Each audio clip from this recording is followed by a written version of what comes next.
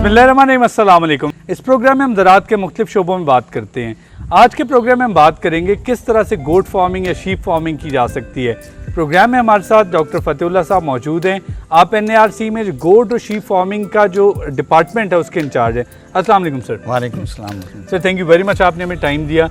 ये बताइए कि पाकिस्तान जैसा मुल्क जो कि ज़रूरी मुल्क है, एग्रीकल्चरल कंट्री है, वहाँ पे ज़राअत को बाज़ दफ़ा सिर्फ लिमिट कर दिया जाता है कि जो आप काश्तकारी करते हैं, खेती बाड़ी करते हैं। लाइफ स्टॉक की अगर बात की जाए तो लाइफ स्टॉक कितना इंपॉर्टेंट कंपोनेंट है ज़राअत का?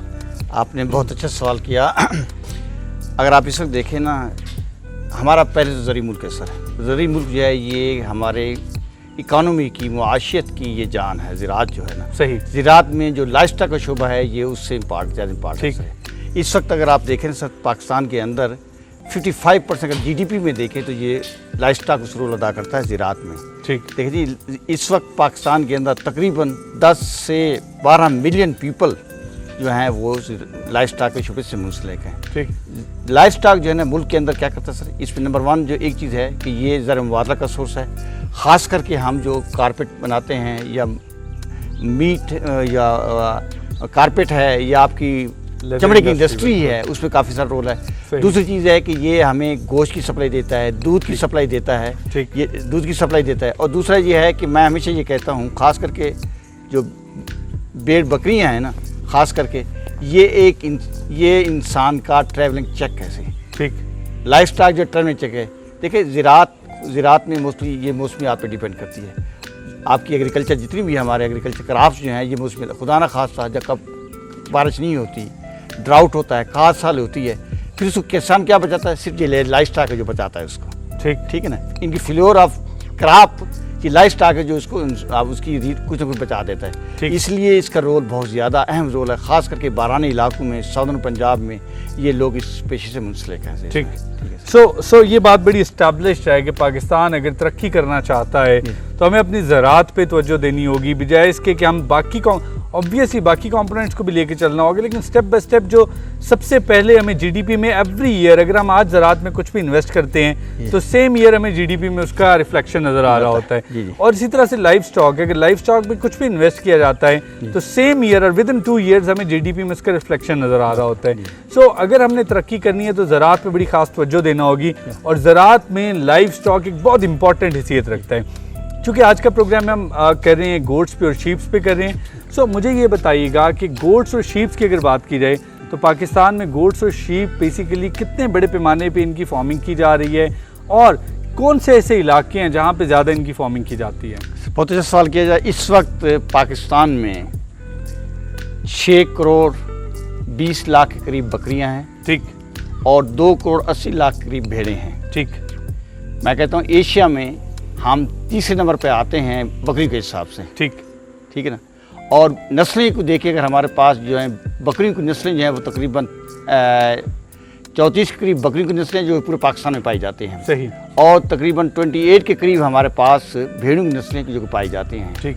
और ये जो है ख़ास करके अगर आप इसको स्टैटिस्टिक्स को देखें, ख़ास करके आप साउदर्न पंजाब हो गया, बारानी एरिया हो गया या रेंज का इलाका हो गया, जहाँ पे आप फसलात को नहीं उगा सकते ना, हम इन भेड़ बकरी को लोग रखते हैं ज़्यादा। ठीक है। हम ये भी कहते हैं आपकी इंफॉर्मेशन के लिए, हम कहते हैं बकरी जो गरीब आदमी की गाय है।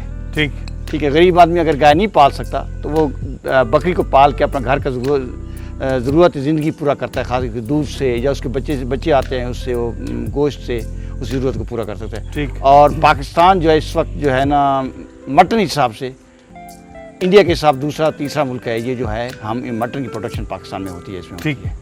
और इस खास करके भेड़ बकरी के शोबे से तकरीबन 6 से 7 मिलियन पीपल जो हैं इन्वॉल्व हैं इसमें। ठीक। अगर आप बलूचिस्तान को देखें, आपका तकरीबन 45% शीप एंड गोट जो है वो बलूचिस्तान में पाए जाते हैं। ठीक। बलूचिस्तान का जितना भी आपका बारानी इलाका है, जितना भी रेंज का इलाका है, वो सारा, मैं तो हमेशा ये कहता हूँ कि बलूचिस्तान जो है ना, ये है भेड़ बकरियों की ज़मीन है जी। और लोगों का मैंने एक दफ़ा कैलकुलेट किया, 65% लोगों की जो इनकम है वो भेड़ बकरियों से आती है। इस तरह पंजाब में आ जाएं, पंजाब में सबसे ज़्यादा बकरियों की तादाद है। और इसमें उसकी वजह यह है क्योंकि ये यहाँ पे नहरी इलाका है, चरागाहें अवेलेबल हैं, दूसरी चीज़ें अवेलेबल हैं, जिस वजह से बकरियों की तादाद इसमें पंजाब। और दूसरा डिमांड सप्लाई की बात भी होती है। लोग हमारे ज़्यादातर पंजाब के लोग मटन को पसंद करते हैं, इसलिए बकरियों की पॉपुलेशन यहाँ पे ज़्यादा है सर। ठीक। सो मटन की अगर बात की जाए या फिर बकरियों से हासिल होने वाली गोश्त की बात की जाए तो एक बड़ी इंपॉर्टेंट चीज़ है कि ये प्रोटीन का भी एक सबसे बड़ा ज़रिया है। हमारे जैसा मुल्क जहाँ पे न्यूट्रिशन का बेसिकली हमारी जो फूड में न्यूट्रिशन है उसका वॉल्यूम ठीक नहीं होता, उसका बेसिकली रेशो ठीक नहीं होता। सो ना सिर्फ ये कि ये आपकी जो फूड की न्यूट्रिशन है, प्रोटीन है, उसका एक बहुत बड़ा ज़रिया बनता है, बल्कि उसके साथ साथ हमारे जो जितने देहाती इलाके हैं वहाँ पे आमदन का एक बहुत बड़ा ज़रिया है। पाकिस्तान में इसकी फार्मिंग किस तरह से हो रही है? आप क्या समझते हैं कि जिस तरीके से जो एक तरीक़ेकार यहाँ पे फार्मिंग का है, क्या वो ठीक है? क्या लोग इसको प्रॉपर तरीके से इसकी फार्मिंग कर रहे हैं? क्या उसमें उनको आमदन बेहतर तरीके से हो रही है? ये इसको इम्प्रूव किया जा सकता है? बड़ा अच्छा सवाल आपने किया, बहुत अच्छा सवाल किया। पाकिस्तान में अगर देखा जाए ना 3-4 सिस्टम जिसे हम कहते हैं ना, प्रोडक्शन सिस्टम उसको बोलते हैं, प्रोडक्शन सिस्टम, जिनमें जानवरों को खास करके भेड़ बकरियों में पाला जाता है। एक कहलाता है नोमैडिक सिस्टम होता है। आपने देखा गढ़वाल जो है ना, फॉर एग्जाम्पल अफगानिस्तान से चलता है, दरगाज़ी खां तक आता है, ठीक है ना, इधर थल के इलाके में चलता है, डिफरेंट इलाके से होता हुआ वो in search of feed and water की सर्च में चलता रहता है। इसको हम कहते हैं नोमैडिक सिस्टम। एक कहता है ट्रांसमिनेंट सिस्टम। ट्रांसमिनेंट सिस्टम में ये होता है ख़ास करके कि उनके फिक्स रूट होते हैं, फिक्स जगह होता है, 6 महीने जानवर नीचे रहा, 6 महीने जानवर ऊपर रहा। ख़ास करके ये सिस्टम कॉमन जो है ना, ये आपके उसमें है, KPK में है, सवात के एरिया में देखें, या आपका थोड़ा सा इधर कश्मीर के इलाके में है, कुछ आपका चोलिस्तान के एरिया में है। 6 महीने ये मिसाल सर्दियों में निकल आया, इरिगेटेड इलाके में आ गया, और जब गर्मी शदीद होगी तो वो अपने पुराने इलाके में, ठंडे इलाके में चला गया सर। इसमें होता है। दूसरा हम सिस्टम कहते हैं सेडेंट्री। उसका सिस्टम ये होता है, आम होता है, जानवर को रखा, ठीक है, अजर रखे, जिस तरह की एक एनवायरनमेंट है, यहाँ पे उनको कन्फाइंड किया, सुबह ले गए, शाम को वापस आ गया। एक हाउस होल्ड सिस्टम होता है, वहाँ पे 1, 2, 2, 4 है। हमने ये स्टडी किया है कि अब देखा है कि ये सिस्टम चेंज होते जा रहे हैं। ठीक, उसकी 2-3 वजूहत। एक तो सिक्योरिटी रीज़न है, पहले नुबैर अफगानिस्तान से आते थे, अब इवन दरगाज़ी खां तक आते रहते थे, लेकिन सिक्योरिटी रीज़न की वजह से, लॉ एंड ऑर्डर की वजह से अब ये सिस्टम ख़त्म होता जा रहा है। ठीक, उसकी वजह से लोग ज़्यादातर अब जो है कमर्शलाइजेशन पे आ गए। फॉर द लास्ट मैं देख रहा हूँ, मैं बैठा हूँ सीट पे, 5-6 साल में लोग अब कमर्शलाइजेशन में आ रहे हैं। पहले ये कमर्शलाइज, पहले भेड़ बकरी की वैल्यू है ही कोई नहीं थी। ठीक, पाकिस्तान में पहले भेड़ की कोई, अब लोग इस पर कमर्शियल, ख़ास करके ईद के ऊपर लोग काफ़ी फीड लाट करते हैं, बेचते हैं। ये काफ़ी सारे लोगों का ज़रिया मुआश है। ख़ास करके सऊदर्न पंजाब हो गया, थल का इलाका हो गया, या कुछ इलाके आपके बलूचिस्तान के इलाके को जानवर पालते हैं, पालने के बाद मंडी में ले जाते हैं, बेचते हैं, सर उनको करते हैं। सही, तो ये सिस्टम चल रहा है। अब लोग ज़्यादातर सिस्टम इसमें आपकी रिकमेंडेशंस क्या है? मतलब अगर एक जो सिस्टम जो चल रहा है और आप समझते हैं कि लाइफ स्टॉक का ये बहुत बड़ा जरिया है, तो आपकी रिकमेंडेशन क्या है कि इसको इम्प्रूव किया जा सकता है? वैसे फ्लॉज हैं जिनको इम्प्रूव करने की जरूरत है? आप ऑलरेडी भी इस पर इन्फॉर्मेशन डिसमिनेट करते होंगे। मैं चाहूँगा कि जो व्यूअर्स इस वक्त आज ये प्रोग्राम देख रहे हैं उन तक आपकी रिकमेंडेशन सजेशंस पहुँचे। बहुत अच्छा सा, बहुत इंपॉर्टेंट सवाल है। जो है ना, सबसे चीज़ होती है नस्ल, हम कहते हैं। ठीक, अगर नस्ल अच्छी होगी तो उसको प्रॉफिट होगा, अगर नस्ल अच्छी नहीं होगी प्रॉफिट होगा। उसका प्रॉब्लम यह है कि गवर्नमेंट के सिर्फ पंजाब में कुछ फार्म है, गवर्नमेंट के, अदरवाइज फार्म है, क्योंकि गरीब आदमी जो है ना, क्योंकि ज़्यादातर गरीब आदमी वो मेल जानवर रख नहीं सकता। उससे प्रॉब्लम ये हुआ कि मिक्स्ड ब्रीडिंग हो गई। मिक्स्ड ब्रीडिंग से ये हुआ कि उनकी ग्रोथ जो है कम हो गई।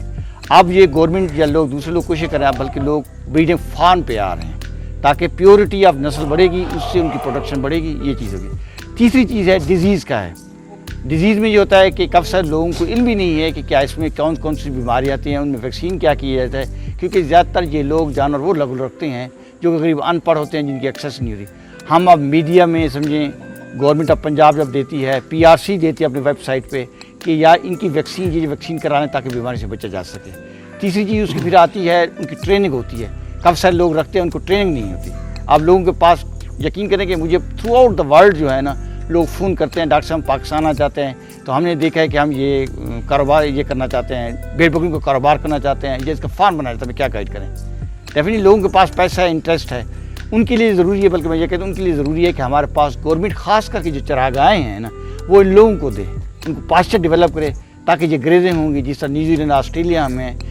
लेकिन जानवर का बजाते खुद के बाद जो दूसरा सबसे बड़ा खर्चा आता है ना, वो खुराक के ऊपर आता है। ठीक, अगर खुराक सस्ती होगी तो उसकी प्रोडक्शन सस्ती होगी। सही, अगर गवर्नमेंट इस किस्म की स्कीम बनाए। ये एक बड़ी इंपॉर्टेंट चीज़ है, आपने बिल्कुल सही कहा डॉक्टर साहब। ये एक बड़ी इंपॉर्टेंट चीज़ है कि नॉर्मली ये होता है कि लोग ये समझते हैं कि भेड़ बकरी का, या लाइफ स्टॉक का, या एग्रीकल्चर का, सीड का, पेस्टिसाइड का अगर मैं इस साइड का कोई बिजनेस करूंगा तो मे बी ये मेरी शान शयान नहीं है, ऐसा नहीं है। We are a very large country, 20 crore आवाम का ये मुल्क है।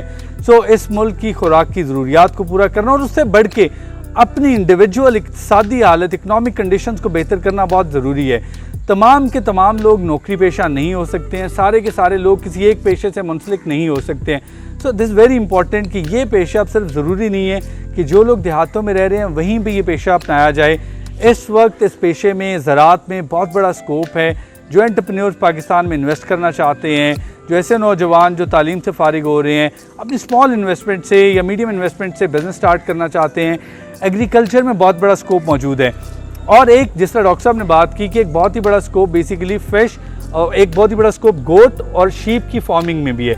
सो ये बताइए कि जो हमारे एंटरप्रेन्योर्स हैं, जो यंग एंटरप्रेन्योर्स हैं, जो चाहते हैं कि हम अपना कोई बिज़नेस करें, उनके लिए आप क्या समझते हैं, किस किस्म का स्कोप है और उन्हें किन बातों का ख्याल रखना होगा if they want to invest in this business? Definitely आपने बहुत अच्छा सवाल किया। खास करके यंगस्टर आते हैं मेरे पास जो हमने कारोबार बेहतरी करना होता है। अच्छा, इससे पहले कि आप इस सवाल का जवाब दें, जस्ट वांट टू नो कि ट्रेंड क्या है। जिस तरह मैंने बात की कि पहले लोग ये समझते थे कि नहीं यार ये तो सिर्फ देहात में रहने वाले लोगों का पेशा है। सो ट्रेंड तब्दील हो गया। अब काफ़ी सारा ट्रेंड तब्दील हो गया। ठीक, पहले तो ये होती थी बकरी को, भेड़ बकरी को पूछता कोई नहीं था। ठीक। अब फॉर द लास्ट 5-10 साल से लोगों का ट्रेंड काफ़ी सारा चेंज हो गया। अब देखिए काफ़ी सारे आप नेट पे जाएं, काफ़ी सारे लोगों ने फार्म बनाना शुरू कर दिए हैं। ठीक। और इसका स्कोप है, ये पाकिस्तान के अंदर स्कोप भी है, ये फॉरेन के अंदर स्कोप भी है। ठीक। आपका मीट जो है, खास करके बकरी का मीट जो है, इट इज़ एक्सीलेंट मीट है। ठीक। मैं 2 साल पहले रियाज में गया, आपको यकीन आएगा कि वहाँ पे पाकिस्तानी मटन की जो प्राइस थी वो 3-4 रियाल महंगी थी तुझे, और वो था को हाथों हाथ बिक जाता था। ठीक। बल्कि मैं 1-2 बात को उन्हें कहा कि हमें सप्लाई दें। उन्होंने कहा कि 15 से 20 किलो कारकेस का वजन हो, जितना हो हम लेने को तैयार हैं। ठीक। सो हम इस पे बात करते हैं। डॉक्टर साहब यहाँ पे एक छोटा सा ब्रेक का वक्त हो रहा है। नाज़रीन, यहाँ पे हम छोटा सा ब्रेक लेंगे और ब्रेक के बाद जब वापस आएंगे तो हम डॉक्टर साहब से पूछेंगे कि किस तरह से यंग एंटरप्रेन्योर्स इस बिजनेस में एंटर हो सकते हैं और जो लोग ऑलरेडी गोट फार्मिंग कर रहे हैं, शीप फार्मिंग कर रहे हैं, क्या ऐसी चीज़ें हैं जो कि ओवरऑल जो कि कॉमन मिस्टेक्स हैं जो फार्मिंग के दौरान हम लोग करते हैं, उनको किस तरह से इम्प्रूव किया जा सकता है। लेकिन ये सब कुछ एक छोटे से ब्रेक के बाद।